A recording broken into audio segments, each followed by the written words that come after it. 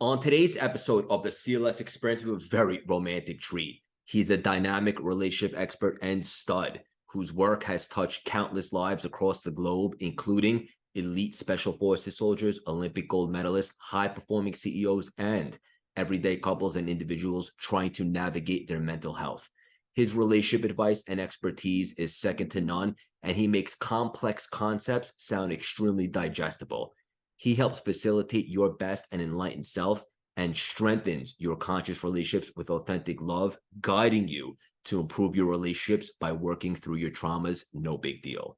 He's perfected the ability to thrive in relationships with clarity, stability, and certainty, and his emotional intelligence is off the charts.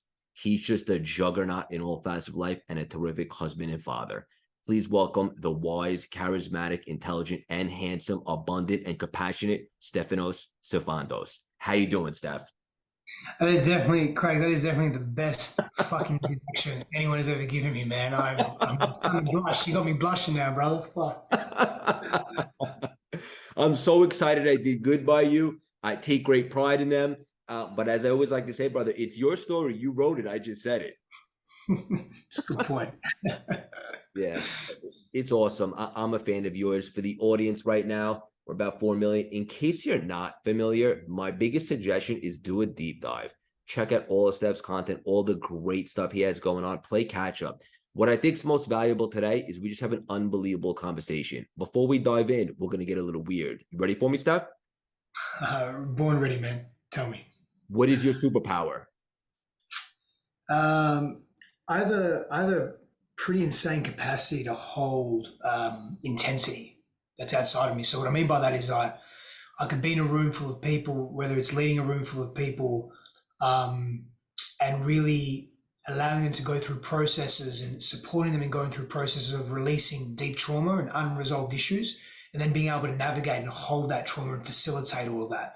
Whether it's a few people, hundreds of people, thousands of people, it's a skill that I've developed over time, largely by actually working with my own stuff and being able to hold my stuff and going and traversing the depths of my own shadows and my own pain and the way that I've seen myself in the world, and actually coming into deeper communion with those parts of me so that I can be more available to others when they're moving through their processes. It's like this recognition of, oh, you've been somewhere really dark and really dense. That gives me permission to go there, but I also know that you can hold me, because if you can hold yours, then you can hold me, you know? Bang. That's where we dropped the mic, but we're just getting warmed up. And to be honest with you, like that was a fun question. And that was such a deep answer. And no surprise there, one of the many things I love about you. And you make the stuff so digestible, and I appreciate that. And it's interesting. Let's just stay there for a second. So you mentioned the word available, which I love. It's interesting because I used to be a little bit more machine-like, and like I would just make a choice what I'm available for and what I'm not. And if there was like a negative thought or whatever the case may be, I would just say I'm not available for it. But the truth is it never really goes away, right? Right. At some point, we have to deal with some of that trauma from the past and heal it so that we can really move forward. Would you agree with that? I would, and it's it's more that our relationship to trauma or to our past or to the things that have ailed us changes, as opposed to that thing leaving us completely. Because that thing, that experience, that intensity that we experienced, that we move through in our world, it doesn't necessarily go away, but layers of it are exposed. And as we purposely, deliberately explore the layers of self, we begin to heal those parts of us that have, kept us down, have limited our beliefs, have limited our action, have held us back in taking healthy risk, have not allowed us to be honest in relationship or be vulnerable or be real or all the things that really matter, have not allowed us to actually be seen and to see others because we're so scared of intimacy. When we start to deal with those layers, what happens is new versions of ourselves emerge into the world with greater courage and greater confidence, greater self-worth. And then obviously, as we expose ourselves to new environments and take bigger risks, sometimes what gets aggravated are those aspects of the past, but in a new way. It's not that we haven't dealt with it, it's just a new layer of it emerging. So if we can accept that and know that's part of our journey, we meet that with greater equanimity, so calm in the face of chaos, and then we start to grow in more tactful ways, as opposed to just being so disappointed that, oh, I'm facing this issue again. I haven't healed my trauma. There's something wrong with me. Fuck, what's wrong with my life? If we go down that path, we're not actually dealing with anything. We're in greater avoidance, which perpetuates the same problem. So good. And where do we begin, right? Calm in the face of chaos. Is that what you said? Yeah, equanimity. Yeah. Yeah, that's beautiful, brother. And this is so good. And why one of the reasons why I was so excited to speak about this stuff with you today is because this particular conversation is applicable and relatable to everyone, right? And I guess the question is right now for some people that are listening to you and they're thinking like, how do you know if you have unresolved trauma? Yeah. So if you're looking at your life and you're dissatisfied with aspects of your life, and you have to realize that we need to realize that we are the common denominators in our lives. And so if we're having unpleasant, or undesirable experiences that we don't resonate with, but we keep having them, there's something underneath our conscious awareness of self that resides in the unconscious mind and in the body that could be trapped trauma looping. And the reason we keep experiencing the same thing or similar things over and over again is to have a redo, is to meet that thing that reminds us of the core trauma, right, in a different way. Because maybe when you were younger, when you were 5 years old, you got abused and you got physically beaten by one of your parents, right? And so, and in your environment growing up, abuse and yelling and shouting was very familiar to you. And so as an adult, we often attract what's familiar, but sometimes we actually attract the opposite in extremes, and we'll get to that later, but we attract what's often familiar. And so you may find yourself in relationships that are abusive, that where you don't hear each other, where you're constantly arguing, where there's distance created. You're emulating your childhood. You're not emulating your childhood to punish you. You're emulating your childhood so that you as an adult can take your power back and say, no, I'm not going to be involved in this situation anymore, or to be with it in more compassionate way so you can change the way that you were. Because usually as a kid, if you're experiencing big trauma, violence, abuse, yelling, screaming, volatility, intensity, we shut down. Our sympathetic nervous system is activated. We get scared. We move into fight or flight. There are things that we want to do. We want to scream. We want to run, but we can't because we're paralyzed. Maybe we're stuck in freeze. We have these opportunities as adults to have a redo, to maybe walk away from that relationship and say, no, this doesn't serve me anymore. I'm going to make a self-honoring choice. I'm not going to argue in this way anymore. I'm going to be different. And when we have that redo and we execute it in a new way, our lives change. We no longer need to attract those similar situations because we've grown from it. We've grown out of it. We've outgrown our trauma. We've outgrown our past.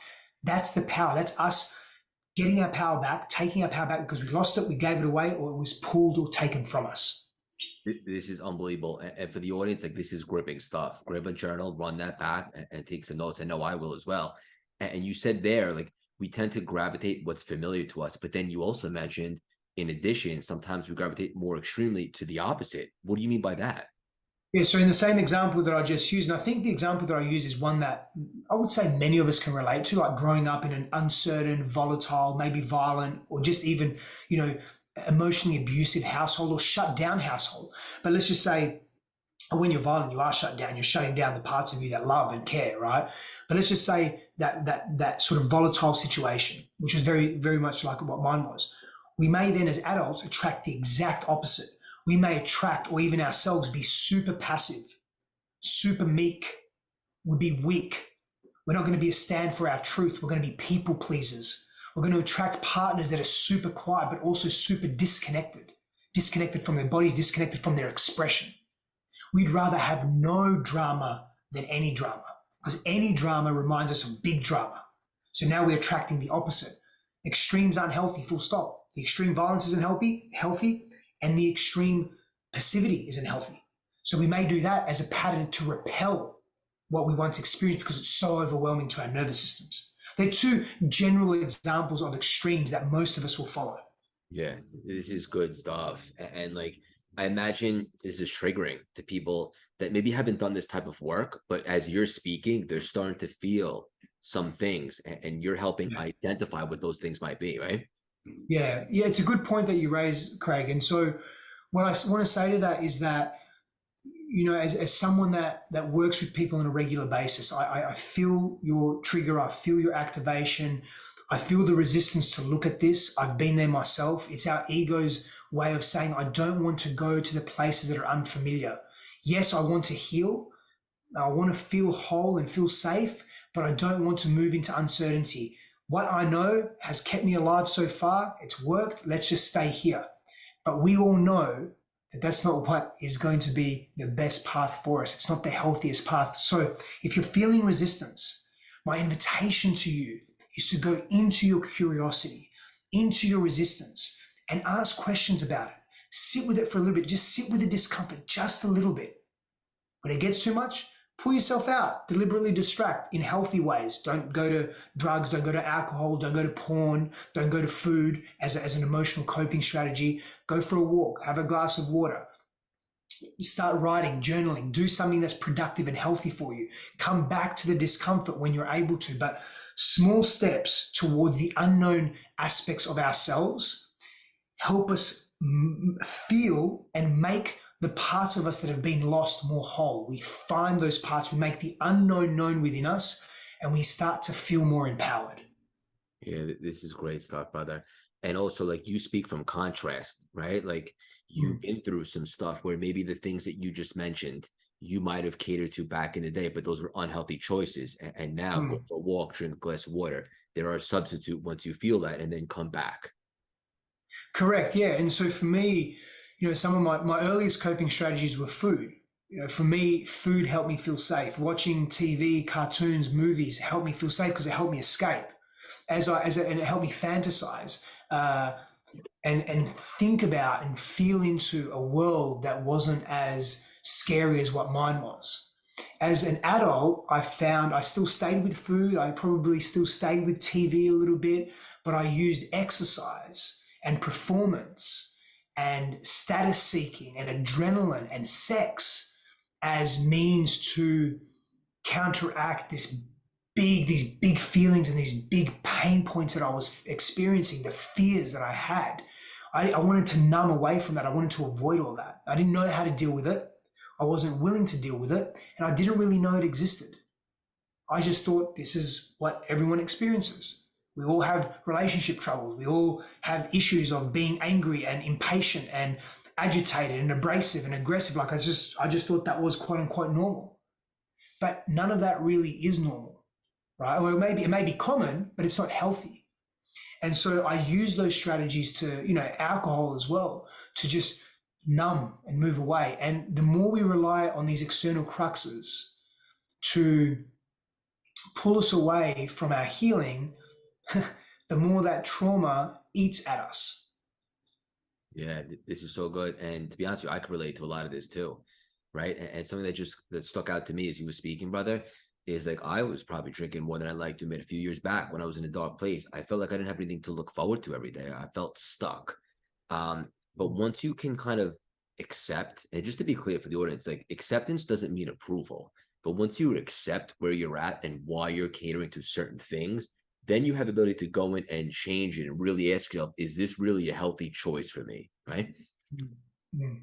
Yeah, you're right. Like acceptance is not resignation. It's not approving of our situation. It's not resigning to, oh, well, this is the way it is.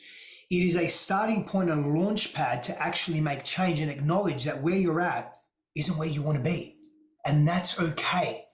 Use the acceptance to lean in and not cause so much friction through resisting the thing that you know you need to fucking do because it's the healthier path for you. But it's difficult because it's a road and a path unknown. It hasn't been traversed before. But that's the mystery of engaging in life, right? And for me, I was so scared to do that until I wasn't. And I said, fuck it. Where I am now, the pain of where I am now is way bigger than the potential pain of the mystery or the unknown and uncertainty. I have to walk the uncertain path. I just have to. I can't live like this anymore. And we all, I believe, where we are as a collective consciousness, we all, at this point in time in human history, not all, but the vast majority of us have to hit rock bottom before we can elicit any level of meaningful change. Yes, brother. And there's a lot of alignment here. Not exactly the same, but similar concepts, right? And it's interesting that you say that based on my experience and the people in my community that I coach, is it's true. You have to go through some stuff, some shit, for lack of better words, to really want to make big, powerful changes. Why is that? Why can't we just make big, powerful changes from a place of not rock bottom, I guess? But then again, if we weren't feeling emotional pain, we wouldn't have this emotion that we really needed something to change, I guess. Yeah. I think it's a number of reasons. Well, we don't know what we don't know. Yeah. We learn through contrast. Our ego is entrenched in the familiar. We're scared of the unknown. We're not equipped with the support, safety, and tools and people to be able to venture into the unknown.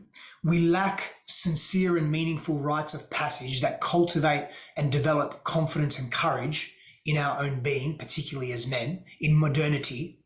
We live in a very fast-paced society that collectively values other things other than our own personal growth and evolution, such as money. And I'm not saying money's bad. Money's not bad. Money's great. Love money. Love creating wealth. I'm a big fan. I want to retire in the next few years. And when I say retire, I'm very specific with what that means to me. It doesn't mean I'm going to stop, quote unquote, working. This is even work for me. I'm not going to stop creating. But I want to be able to, I know what it means to me, is my point. And so there are some of the reasons why we need to hit rock bottom, because we need the shock.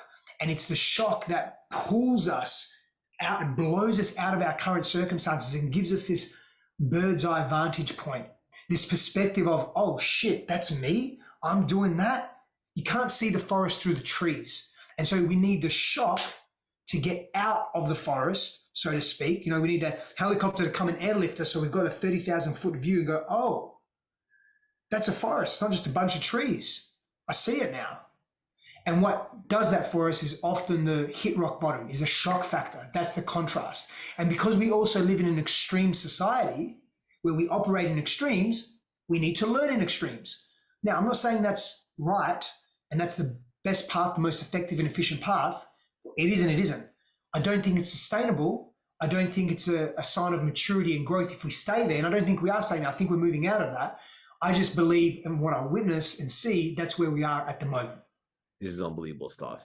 And also, like, for anyone that's not watching, only listening, I can tell you this isn't work. Is that his soul is lit right now. Like, when people go, what are you on? And I'm like, you don't get it. I spent 30. Not even coffee. Yeah, I went. I don't drink coffee. I never have. Really? Yeah, never. No, I don't like the taste. I like the smell. I believe it, because your soul is, and that's what mine is now. And it took me 35 years to find this. But also, as you were talking about, I couldn't help but notice, or I couldn't help but think that pain is the portal, right? We have to go through that birth canal to really spread our wings. I love it. I love what you just said. Pain is the portal, man. That's just, I think, where we're at. The majority of us is where we're at right now. Pain is a portal. It is a portal for transmutation and transformation, and it can be a beautiful thing. Like, this is another issue that I think we have, and I have, and I still am like this. This is why I purposely every day put myself in difficult, challenging situations with my training. Like today, I had my friend and trainer come over, and I do a bunch of fight training, and I have been for many, many years, on and off, more on than off, but many years. And I got hurt today. We sparred for 3 or 4 rounds, and I got hurt. Like, that's an uncomfortable situation. I cold plunge every day. I train my body I deliberately take myself to uncomfortable places so that when discomfort comes to me, and it always will, because that's life. That's the duality we live in. I can deal with it with greater efficacy. Do I always? No, I don't. But I know that the deliberate conditioning that I engage in, whether it's through the physical or other means, like having difficult conversations with my wife, saying sorry when I don't really want it, when my ego doesn't want to say sorry, making choices like, no, I've got to say no to this, even though it's a really cool thing, because I have to focus here. Like, deliberately making not my life difficult, but including challenge in my life is healthy. And so if we don't do that, because we live in a very complacent, relaxed, convenient society, if we don't do that for ourselves, we become very overwhelmed with the difficulty. So pain doesn't become a portal, and pain doesn't become a portal because we avoid the pain. We don't go into it. We don't allow ourselves to meet the undesirable. We don't say to ourselves, you know what? If someone gave me $100 million tax-free in a briefcase, big briefcase, I would take that and be super happy. But if my partner comes to me and says, hey, I want a divorce, I'm done. We would meet that with angst and stress and what the fuck's going on and confusion. But my thing is, this is my personal practice. What? And I'm not, bro, let me tell you, I'm not fucking good at this, right? I'm getting better. I'm becoming proficient. But my practice is, can I meet the undesirable just like I meet the desirable? Just like when I pick up my daughter and she puts her little head here in my chest and oxytocin goes through my body. Can I meet an injury? Because I'm very connected to my body. I have an injury. Oh man, I can't train for 3 weeks. Can I meet that with calm? Equanimity again, calm. I'm not saying I have to be happy about it, but can I not be stressed about it and not avoid it, or at least allow the expression of whatever needs to come through, and then be done with it, move on. Okay, let me just meet and greet the undesirable the way that I meet the desirable, so that it can move through me, so it doesn't control me. Because a lot of us in the world, our pain, our unconscious pain controls who the fuck we are. That sucks. This is unbelievable stuff, right? Because spoiler alert for the audience listening, like challenges, adversity, pain, it's inevitable. So you might as well get good at it, right? And it doesn't mean you're going to be perfect, but like also like you mentioned like stuff with your wife, like tough conversations are a part of life. So instead of avoiding them, you might as well get good at them, right? I think so. I agree with what you just shared. Yes. I think let's become proficient, and let's not avoid them, so that we can grow from them, so that we don't keep repeating them over and over and over again.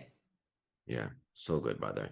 And look, there's so many places we can take this conversation. I want to obviously land the plane with all the exciting stuff you have going on, but I was checking out some of your content, which I suggest all the listeners do immediately after this conversation, because it's awesome. He's got awesome nuggets and he's very charismatic. And we have a lot of ladies in the audience and so forth. And something I saw you talking about was, and I think this is cool to touch upon, is how can you call in the man that you desire and deserve? Yeah, you want me to answer that question?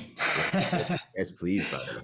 I can tell you, man. I can share with you what some foundational principles and what works. And so my wife and I have a program. It's a really interesting question that you asked.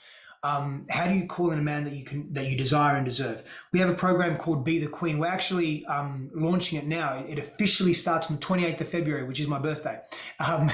And we Wait, when is your birthday? 28th of February. Happy early birthday. Thank you, brother. So we officially launch our live program. We've been doing this for 4 years, by the way, but we officially launch our 2023 live version called Be the Queen, February 28th. And what this is about is teaching women, especially through Christine's story and the what she developed over the years, being single for over a decade after being divorced, being married and divorced, what she did to basically call in the relationship that we have. And part of that is doing deep inner healing work. Celebrating our past, getting to the point where we can celebrate our past by healing our past, forgiving our past, but we have to feel in order to truly forgive. And so we one of the principles are we have to clear the clutter of the past. Then we learn about ourselves, we learn our values. Like if you want to call in someone that you deeply desire and you deeply deserve, you need to know that you're worthy.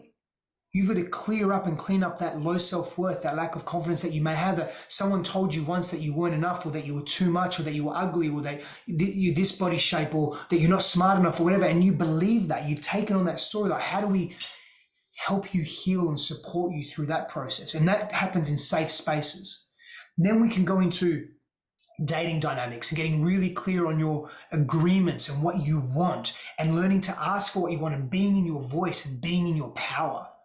And then you can move into, what does my world look like moving forward? What is the world that I really want to create for myself? Because you create from a place of clarity, you create from a place of spaciousness. Again, desire and deserving. I did a post. I'll just read it to you verbatim, right? I did a post the other day. Do, brother. I'll just read you this post, right? And so the post is this: desires that arise from agitation are more aligned with your ego. Desires that arise from stillness are more aligned with your soul. So in order to be still, we have to clear the clutter of our past, right? We have to become deeper in love with ourselves. We have to create space in our lives for that healing, for that wholeness. We have to go to the places that are uncomfortable, right? And then the desires that we have, they come less from ego and what we think people want from us, and more from a true yearning within. And desires are very healthy. And then we're talking about deservability. I've mentioned that, I've spoken to that, self-worth, self-confidence. And so there are some of the principles that we would go deeper into. Yeah, this is so good. And one thing that came to mind when you're talking is you got to feel it to heal it. Right. Yeah. And then also, I know you're very vocal on a part of your journey, and I imagine maybe you perfected or you're still working on it. I imagine most of us are, is that you were able to drop the negative self-perception of what others thought of you. That was kind of holding you back for a while. Is that right? Yeah, big time. And it's something I'm still working on. I'm as transparent as I can be, where I can meet myself at the level of maturity that I can hold, so I'm always going to do my best to be transparent. Yeah. It is something I still work with. Like it is. So, I put myself out there, I put my truth out there, and sometimes that truth is criticized. And sometimes if I'm having an off day or I'm overwhelmed or I'm just whatever, that pisses me off. And I take it personally and I get offended. And then I settle and I sit and I step back and I pause and I think to myself, well, that person has a perspective and maybe there's something in that for me. Maybe their perspective, there's some level of accuracy there. Let me just actually sit with that for a moment. Let me diffuse from my charge of not feeling enough or feeling insecure, or, my nervous system going back to when I was 5 years old and my father was criticizing me, because that's what's happening now, is that my nervous system's amplifying the current situation. It's reminding me of that. Let me just step back. And then let me ask myself, can I be different with this? Can I actually interact with this person, this scenario in a different way? But how's it serving me to be agitated, right?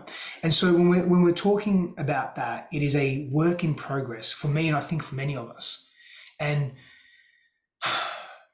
being in our power and not allowing others to take our power away is not an easy thing to do. It really isn't, man, because so many of us have experienced as innocent young children that are somewhat helpless, right? Not in a derogatory way, but just they're navigating the world and their power's been taken from them because of so many different reasons, parents or primary caregivers or adults just being insecure in themselves, being violent in their own selves. Hurt people. And they're not excuses, they're just reasons to help us understand the complexity of human interaction and to maybe tap into some compassion, empathy, and non-judgment, which helps liberate us and free us, actually.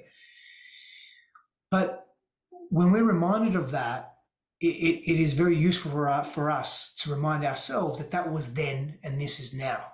And now is a different scenario. Now, if that person is being antagonistic, you still have a voice to say no, but to take it personally and be physiologically and psychologically affected by that, well, we live with that. I live with that. That's going to be on me. I've got to live with that shit. So I can choose to move through it, allow myself to feel what needs to be felt, not bypass, and then move through it and make a different choice. That's how I generally approach it. I love that you allow yourself to feel it, right? Because it's very easy to say, don't give a shit about what other people think. But the truth of the matter is we're actually wired to care about what people think. So you want to be selective, care what the right people think, right? And then also, I love how you just broke that down. Let me see, is there another perspective here, right? And maybe try to understand, but also compassion, empathy, and stuff of that nature. It's liberating for both parties. Yeah, big time. Yeah, this is so great, brother. One other thing I saw that you talk about, which I thought was pretty cool, is really discussing how a man can develop unshakable confidence. And just to be clear for the audience, because I know there's a lot of people that are working on it, at least for me, confidence is a skill that can be developed. You don't have to be born with it. What are some tangible tools that you utilize or that you teach for a man to develop unshakable confidence, brother? Yeah. Challenge yourself regularly, whatever that challenge looks like for you. So just play the game of opposites. Go to the places where you should go that you don't. So if that's exercising and training your body and developing greater strength because you're too preoccupied with work or something else or whatever excuse you have, then go do that. Men grow through challenge. We cultivate deeper levels of confidence, self-awareness, deeper social acuity, connection to ourselves, to our truth, to our passion, to our purpose through actively, deliberately, proactively challenging ourselves. So when we do that, we give ourselves permission to go to the next level, whatever that looks like. And so whatever challenges you need to face in your life, whether it's getting in cold water every day or 3 times a week, whether it's applying for that job that you know you want to apply for, or starting your own business, or even just doing that hobby, working with your hands and doing technical things that are challenging and difficult, learning new skills. This cultivates confidence, because every time you have a success or a small win, even if it's a micro win, you're reinforcing a strengthened sense of self. Your identity is becoming reinforced, and you're saying, oh, I'm capable of doing new things that are difficult. Maybe it's learning to fly an airplane or getting your helicopter's license.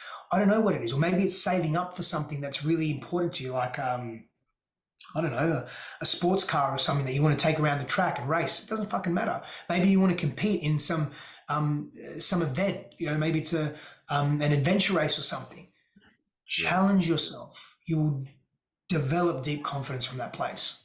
This is so good. This is straight up gold. Only negative I got going on is we don't have 10 hours to chat, but I feel like it's just the beginning, just the beginning of the friendship. But you just nailed it, right? Because for me, I was speaking to a mentor of mine like a couple of weeks back, and we were talking about like I feel like I had 2 lives, like after the pandemic, since I reinvented myself, and before.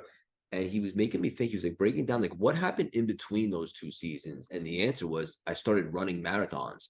And I had never been a runner. I lifted weights, not professional or anything like that, but I did that to prove to myself that I can do hard things and develop confidence. And then also just 2 weeks ago, because my fitness routine, which is very important to me, has become a little maybe dull is the word. I either run or I go upstairs and lift weights, and I wanted to mix it up a little bit. So I just started boxing 3 weeks ago, and I gotta tell you, brother, I forgot how much fun it is to be a beginner again, right? To be challenging, it's stimulating, to get better, it's humbling, it's exciting, and you begin to develop confidence. So for anybody listening right now, male, female, you want to start to get out of a rut or just cultivate more confidence, do some hard shit and give yourself permission to be less than perfect. That man, that really fucking matters. Yeah. Yeah. Yeah. This is so good, brother. Straight up. I have to ask you, obviously, about relationships. You're obviously doing something right now. Of course, no relationship is easy. It takes work just like anything else. It's no secret that like the divorce rate is where it is these days. What are some key characteristics or traits for you guys that have made your relationship successful? Like what's very important for you guys for the fundamentals inside your relationship?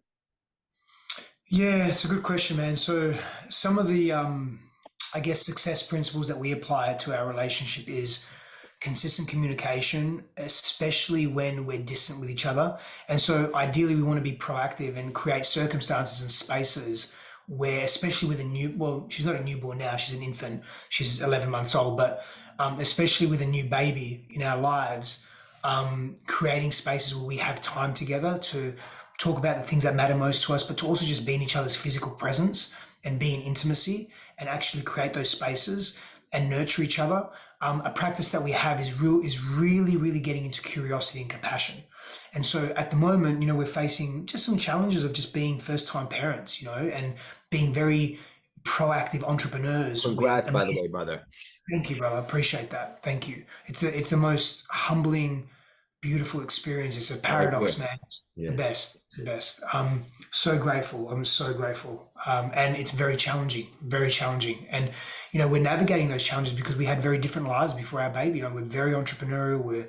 We're doing amazing things in the world. Like we really love what we do. We're inspired by what we do. And that's had to, because we've chosen to take a little bit of a backseat because we want to prioritize our daughter and our family. And, me personally, that's been challenging for me because I'm being pulled in these different directions. And so communicating that with Christine so she knows where I'm at and she doesn't just think that I'm in a bad mood or I'm distant or she's done something wrong, like being very proactive in our communication, and giving ourselves space to also process emotionally, has been very useful for us too. And fun and play, man, like do our best to have fun and play wherever we can. Because sometimes it gets too serious, especially both Christine and I, just our personalities. Even though I think I'm super fun and I'm a super funny person and all that, I still take shit too seriously, and I can get very melancholy, and it's fun and play is a big piece. Yeah, and also in the entrepreneurial space, right? Let's call it what it is. Like Mm. it's never a straight line. Sometimes it's Yeah. like this, so you got to keep it fun. And I love everything that you just said. And it's work for everybody, right? You have to have your non-negotiables or things that are important to you guys. It's funny because I was recently, I think your friends and Tom Bilyeu was on the show a little while ago, and we were talking about this. And it's like sometimes when you get mad at your partner about something, it's really because they triggered some sort of insecurity in you, right? And that's emotional intelligence. And if you can kind of understand that, you can stop from reacting and maybe do a little better of a job of responding. I know this has helped me a great deal. I Big time, man, big time. Everything you just said then is for me very aligned, very relevant, and very applicable to our own life as well. Yeah. Hell yeah. And also one thing for me, because I've been in relationships that didn't work out, I was kind of repeating a similar pattern. And when I found my fiance now, which I'm extremely blessed, my soulmate, one thing that's been really big for us is respect, right? You don't always have to agree with everything the person says, but there's got to be a level of respect and understanding as to why Yes. they're about something. Yeah. Yeah. And that's where the curiosity and compassion piece comes up for me as well. Like, can you be curious enough to respect your partner's perspective, even if you disagree with it? Now, if your partner's being disingenuous or being antagonistic and purposely hurting you, you got to be a stand for that, or you're not a punching bag, right? But can you still get curious about what's underneath that? Because that's not really who they are. They're protecting something, but it's really difficult to do that in the moment, man. Like it's really, really difficult to when someone's yelling at you or attacking you, or you feel that, to just pause and go, oh, I wonder what's really underneath that. How can I support you? Because you're appearing to be really protective right now and really angry at me. And what? It's very difficult to do. It's a very elevated sense of self. But you know what? Doesn't mean we can't aim for that. Doesn't mean we can't practice that. Doesn't mean we can't hope for that in an intelligent way. Doesn't mean we can't, shoot for the stars. I think we can. I think we should. We're fucking, Elon Musk wants to go to Mars. Fuck knows why, but I mean, I love the innovation. I love Elon Musk. I mean, I love what he stands for, but I love Earth, man. I don't want to go to Mars. It's fucking dry. You seen Total Recall with Arnold Schwarzenegger? The place looks shit. Love Yeah. Arnold. I love Arnold. But it's we've got to aim big, man, and we're not always going to get there, and that's okay. We can't be consistently disappointed with ourselves to the point where we avoid it. That's not going to be helpful. Playing small is canceled, right? And also like It's cancer. Yeah, brother. And it's not so much the goal or the destination as it is to who we become on the journey. Mm-hmm. Because at the end of the day, once we hit that mountaintop, let's call it what it is, we're always thinking about the next mountaintop. So we have to kind of fall in love with the journey and grow on the way. Yeah. Yeah, I think so. Yeah, hell yeah. How can we avoid codependency in a relationship? Got to heal our past wounds, man. Like we've got to confidence, because ultimately codependency, it's not just about not being confident, but that plays a big role. Codependency is this belief that what that person has and how that person treats us and what they think about us matters so much that we can't live without that. We're so insecure that we can't live without that. That everything we do we have to ensure that they're okay. And when we become like our self-worth, our ability to thrive becomes tied up in what that person does, thinks of us, what they do in the world, how they see us, how they respond to us. We make the smallest things mean the biggest things. And so we have to learn to be our own sovereign being. And one of the ways that we do that, again, is healing that past. And so an example of codependency is maybe you had enmeshment as with your mother growing up as a child, which meant that your mother emotionally, unconsciously projected all of her needs on you. And you became intertwined in this codependent, unhealthy way. And you may carry that on as an adult because that's a familiar pattern to you.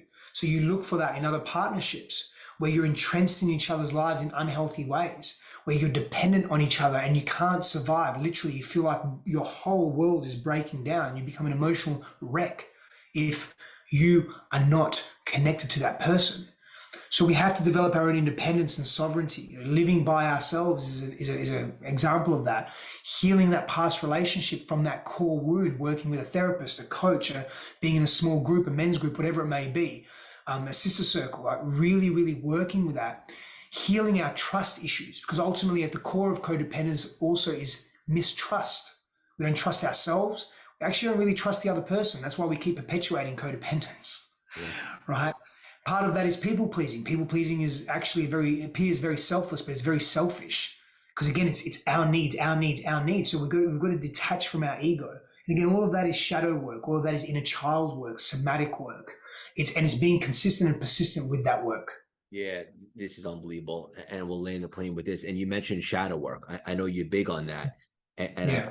I heard you mention we have to own and acknowledge our dark side or shadow self, or it hijacks us. What do you mean by that, brother? Yeah. Well, similar to what I said earlier around, what are we being controlled by? And so if we don't accept the parts of us, so I have a part of me that is very aggressive and abrasive and sarcastic and rude and violent. And if I avoid that part and I don't acknowledge it, it's so strong that it will leak out. I'll try and control it, but it will leak out in my frustrations. It will accumulate and grow and then explode. But if I acknowledge it and embrace it and say, hey, I don't hate this part of me. It served me once. It helped keep me really safe. But I don't need it ongoing every moment of my life, the moment someone disagrees with me, or the moment I have an argument with someone that I care about, or the moment I see an injustice. I don't have to always be aggressive. Sometimes I might need to be in certain situations, but I don't always have to be aggressive. So what does this part of me need? Can I apply love and compassion to this part of me? Can I increase my range in the way that I communicate and express myself? And the tools that I use to deal with certain situations doesn't have to be this homogenous aggression, aggression, aggression, aggression. So embracing the thing that is unseen to us or that we're avoiding helps us feel more whole and in turn move through in the world in very similar ways. And in our relationships as well, become more approachable and more safe. Hell yeah, you're such a stud.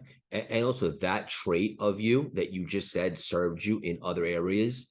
If you're aware that it's there, you can most likely, correct me if I'm wrong, channel it to do some good. Like, for example, Right. I'm a bit obsessive or have an addictive personality, but now that I know that, I channel it for good stuff, right? As opposed to maybe bad choices. Yeah, and you've got to be careful as well with that because, but you're right. Fundamentally, what you're saying is the awareness creates an opportunity to direct that energy in more meaningful ways. And then the other layer of awareness is knowing, okay, I've directed it in a more productive, healthy way, but am I too much in this now? And if I am, let me pull back. And that's another level of awareness because, I channeled a lot of that in, my exercise, my fitness, my performance. And on the surface, it's like, oh, this guy's a fit guy. But the reality was what was underneath that was I wanted validation. And I also wanted to put myself through so much pain that I would forget the pain that I was avoiding. And so it can be a double-edged sword. You've got to be careful. And again, it's a process that unravels with time. Knowing oneself, it requires work. I've spent, can I say hundreds of thousands of hours? Fucking probably hundreds of thousands of hours evaluating my own self, like really deeply evaluating my own self. Maybe that's excessive, but thousands upon thousands of hours, like really intense. Man, I gave up businesses. I stopped working. I went into massive debt. Like all I did was work on myself for years. Like that's what I did every day for hours every day. Hours. I'm talking like sometimes 15, 20 hours a day. I wouldn't sleep. Yeah. So, it's a process, man. It takes time to know yourself in those ways. Yeah, maybe not as much as you, but that's what I was. People think like what I've done over the last 2 years in overnight success, but what they don't realize is I've been working on myself like a lunatic for 15 years. That's right. I want to ask you, if you don't mind me asking, how old are you, brother? I'm 40. 40 years young, just getting warmed up. Yeah, that's how it feels. And look, you have so much life experience from going through the pain is the portal from all that stuff. And you've been able to package it, right? And now you can be able to quantum leap and just collapse time. Awesome. Just want to acknowledge you.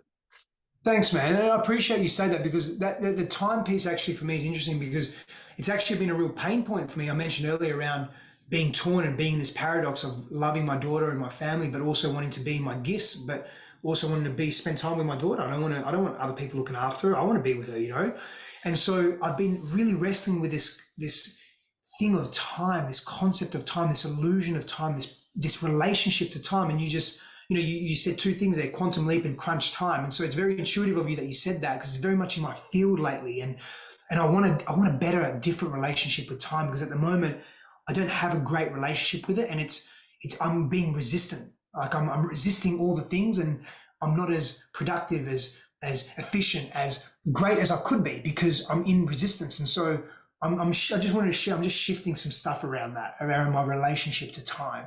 Yeah, thank you so much for that vulnerability, brother, and feeling safe. My big suggestion, something that I've really worked on, and it's helped, and of course I still have work to do, is just to be as mindful as I possibly can. I imagine you already work on that.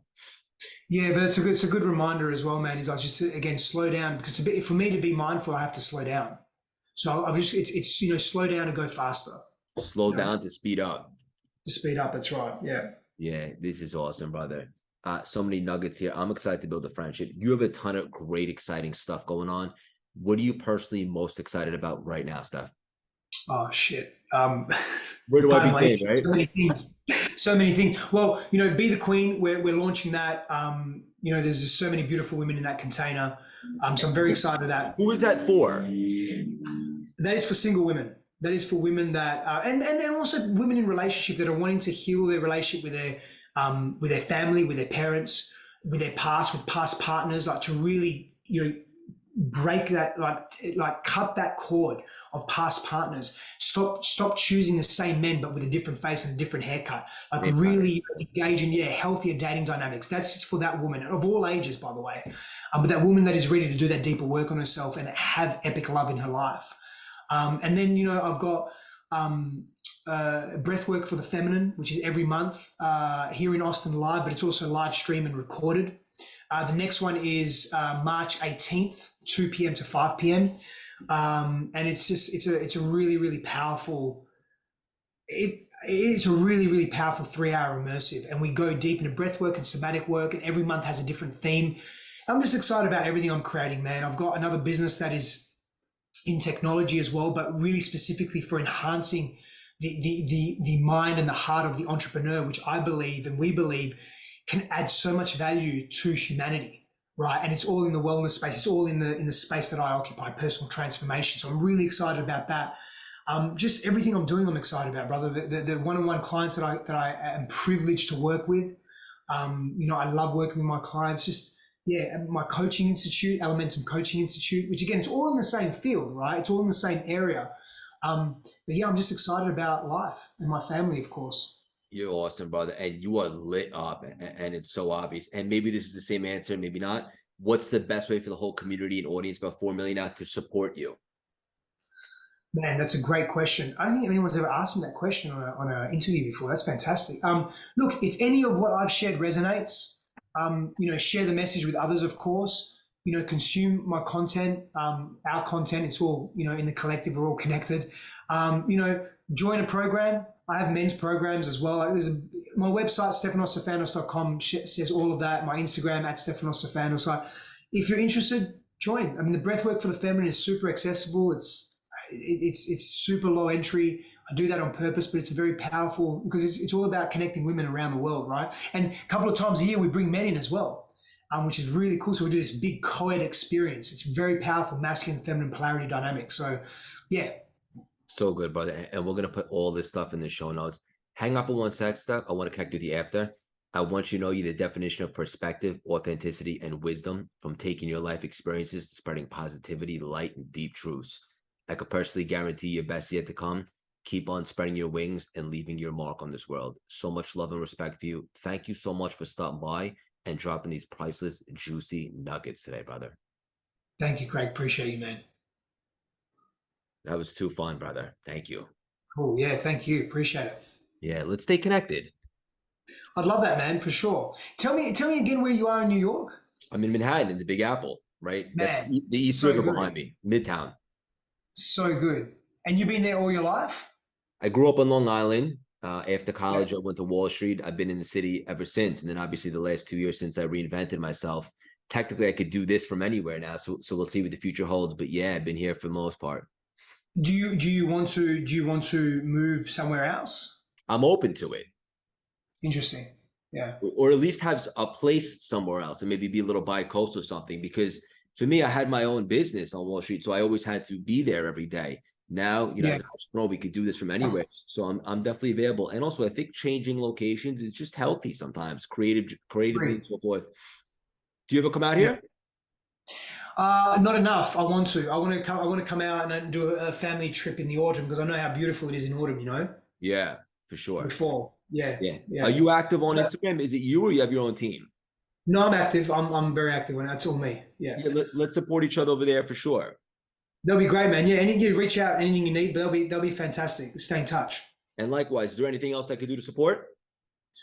No, not at the moment, man. Just let me know when you release this because we'll promote your podcast through my network as well. And yeah, just was a pleasure connecting, man. I dig your vibe and I dig your energy, and I appreciate all the shit that you've done in your life to get you where you are today, and not succumbing to the drugs, the alcohol, the Wall Street. Yeah, thank you. But do you have your phone on you? I do. Shoot me a quick message and I'll follow you back. Yeah, 100%. Give me a second. Sure. I'm gonna. Um, I'm just gonna save your number. Tell me your number.